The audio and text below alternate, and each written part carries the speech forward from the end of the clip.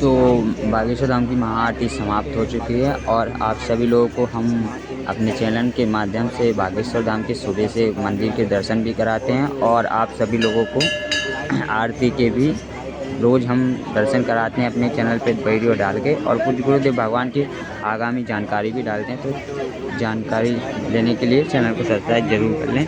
Jai Shri Ram, Jai Bageshwar.